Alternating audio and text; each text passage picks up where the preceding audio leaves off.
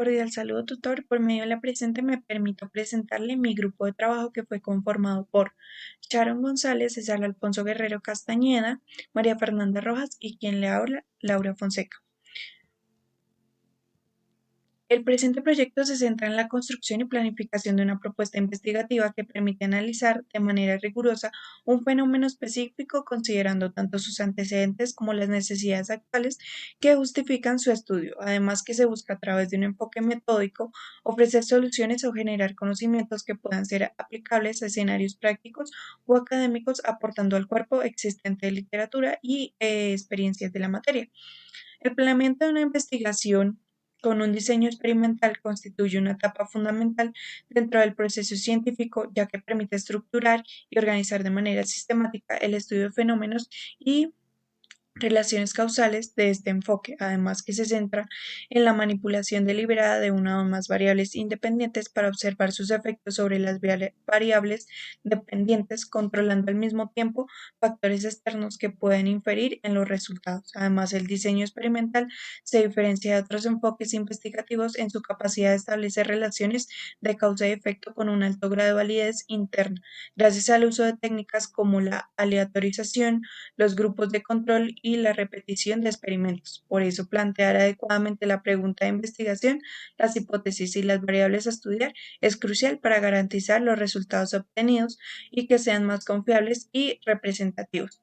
Además, un planteamiento claro y coherente facilita la planificación de procedimientos metodológicos, la selección de muestras y la definición de criterios de medición, asegurando que los hallazgos puedan ser realizados de manera objetiva y comparativa. Por tanto, la investigación con un diseño experimental no solo aporta evidencia rigurosa sobre los efectos de ciertos factores, sino que también constituye al desarrollo de teorías y la mejora en prácticas de diversos campos del conocimiento. Por otro lado, los objetivos principales de este proyecto de investigación es aplicar conceptos de diseño experimental en la elaboración de proyectos de investigación en un cultivo o especie pecuaria, analizar en grupo los diferentes proyectos propuestos y tomar uno para realizar la actividad del curso, aplicar los conceptos y la práctica que se realizaron en las anteriores actividades y así poder realizar el proyecto de investigación. Vamos con el punto 2, dice metodología. Continuidad al desarrollo de la tarea y define los siguientes detalles registrados. Número de tratamientos que vamos a trabajar son 4. ¿Cuáles son los tratamientos? Monocultivo de gramíneas, tenemos un testigo. Asociación de gramíneas y leguminosas como número 2. Árboles, forrajes dispersos en pasturas como número 3. Sistema de agrosilvopastoril con árboles y leguminosas combinadas como número 4. ¿Cuántas repeticiones vamos a realizar? 3. Número total de unidades experimentales para su investigación son 12. Sabemos que tenemos 4 tratamientos, se multiplican por las repeticiones que vamos a hacer, teniendo un total de 12. Definir la unidad experimental. La unidad experimental será una parcela del terreno donde se implementará uno de los 4 tratamientos del tamaño de la parcela. Debe ser suficiente para permitir el crecimiento adecuado de las especies y facilitar la toma de datos. Definir la unidad observacional dentro de cada unidad experimental. La unidad observacional será una sesión delimitada donde se tomarían las mediciones de las variabilidades de respuesta, como ejemplo, área de muestreo para la biomasa, forraje o puntos de muestreo de suelo.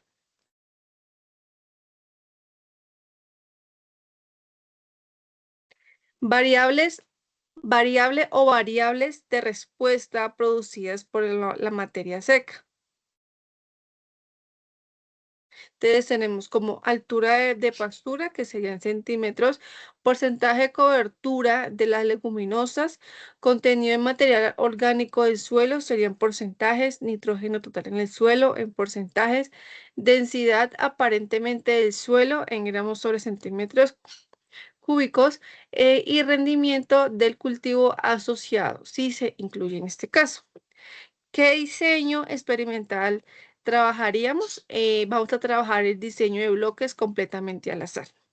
¿Por qué vamos a realizar este? Porque es apropiado, porque permite controlar la variabilidad del terreno y agrupar las unidades experimentales en bloques homogéneos. Para el punto número 3 de responder las siguientes preguntas de concepto base, bueno, nos dan el ítem de que si un profesional se puede encontrar con 3 problemas en el montaje de un proyecto, respondiendo de manera concreta a los siguientes puntos. Entonces, el primero es si el profesional es contratado para una investigación de fertilizantes en un cultivo de aguacate en una zona en ladera y con condiciones heterogéneas de suelo, ¿qué diseño experimental usaría? Entonces hablamos de que para este se usaría un diseño experimental de bloques completos al azar para manejar la variabilidad del suelo.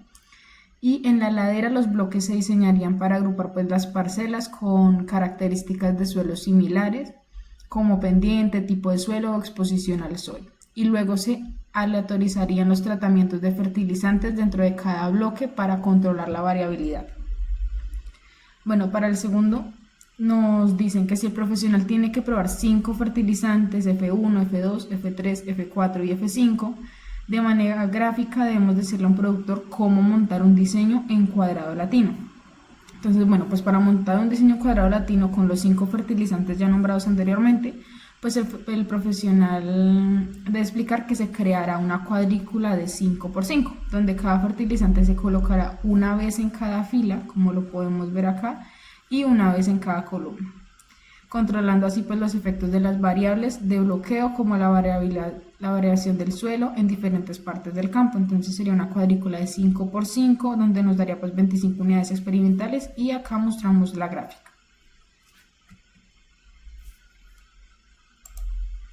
Bueno, para el ítem número 3 nos dice si se tiene un procesamiento para un diseño específico y no hay diferencia estadística en los tratamientos, validando los supuestos del modelo, usted aplica pruebas de comparación de medias.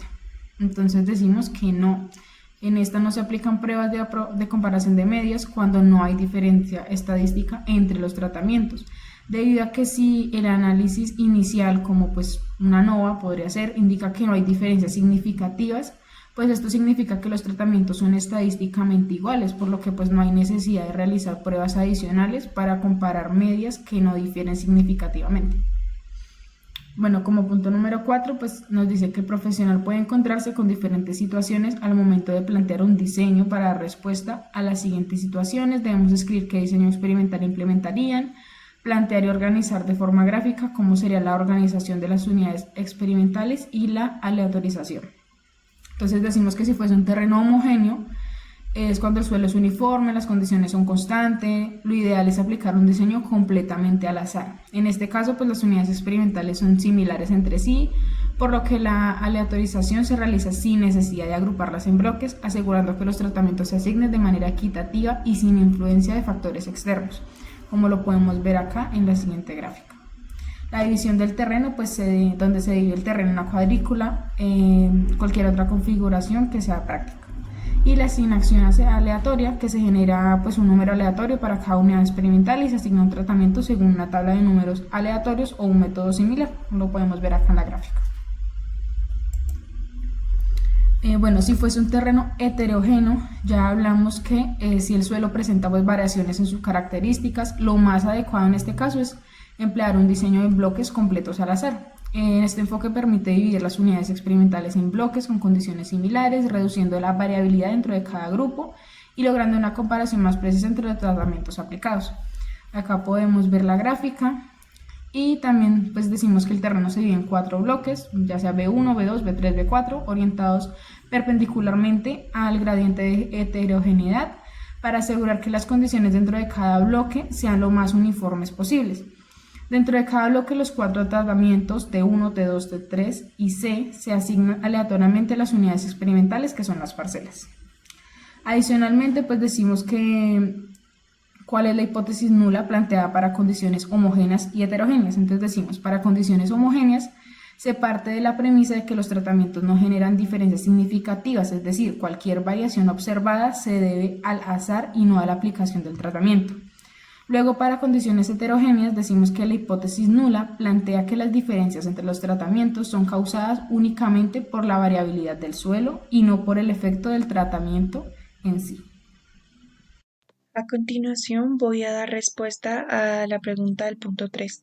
Para el caso de condiciones homogéneas, plantear el modelo teniendo en cuenta su propuesta de investigación, donde nos plantean la siguiente ecuación: Y/J igual a alfabeto griego más TI más EIJ. Entonces ya tenemos un valor inicial que es correspondiente al 25% de este valor, nos hablan al inicio de la investigación. Este valor equivale a Y/J. Ahora vamos a despejar el alfabeto griego, que sería 205 dividido 6, para que finalmente nos dé 34,26 kilogramos parcela, es decir, el valor y la suma del valor de cada una de estas parcelas dividido las 6 parcelas que nos nombran también al inicio de la investigación. Tenemos ahora la TI, que es la resta de los números que se llevaron a cabo en cada una de el F1, F2, F3 y F4, que sería 2.5 menos 10 para que nos dé un total de 7 menos 7.5. Un T2 de 6.25 menos 25 para un total de menos 18,75.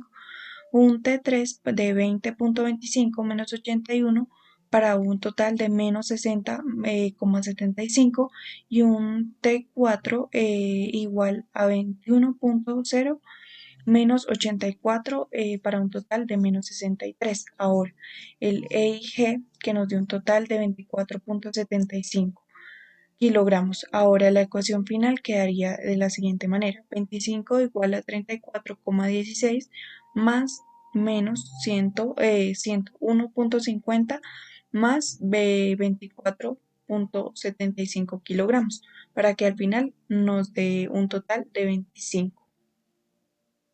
Explicar sobre el desarrollo de procesamiento estadístico.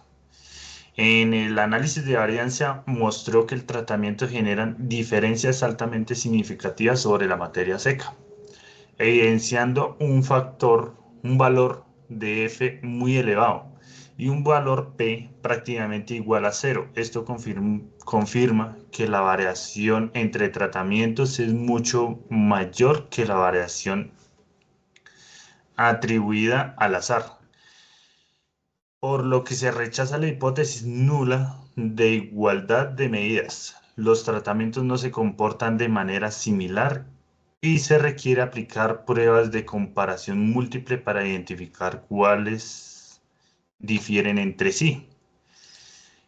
En el supuesto de normalidad, la prueba de Shapiro aplica a los residuos del modelo, arroja un W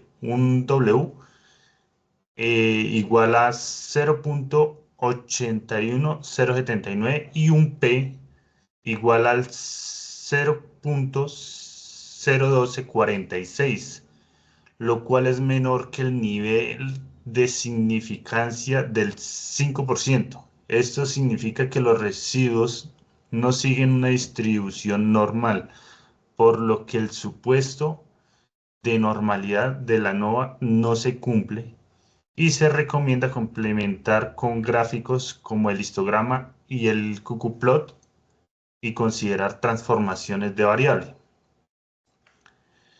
En el supuesto de varianza constante, la prueba de Leven arrojó un F igual a 0 y un P igual a 1, lo cual indica que no existen diferencias entre las variancias de tratamientos, dado que el P es mucho mayor que el 0.05. Se acepta la hipótesis nula y se concluye que las varianzas son estadísticamente iguales. El supuesto de homocedasticidad se cumple y el modelo ANOVA es adecuado respecto a este requisito sin necesidad de aplicar transformaciones. En comparación de medidas, la prueba de Tukey evidenció diferencias significativas entre los tratamientos, ya que cada comparación presentó un P ajustado de menor a 0.05. Esto indica que ningún tratamiento comparte medidas similares, por lo que cada uno genera un efecto distinto sobre la variable evaluada. Además, los intervalos de fianza de todas las comparaciones no incluyen el cero, lo que confirma que las diferencias observadas son reales y estadísticamente significativas. A continuación son los gráficos que me dio en RStudio. Uno es por la producción de material seca. El siguiente es el de desviación estándar. Este es el de el cuckooplot.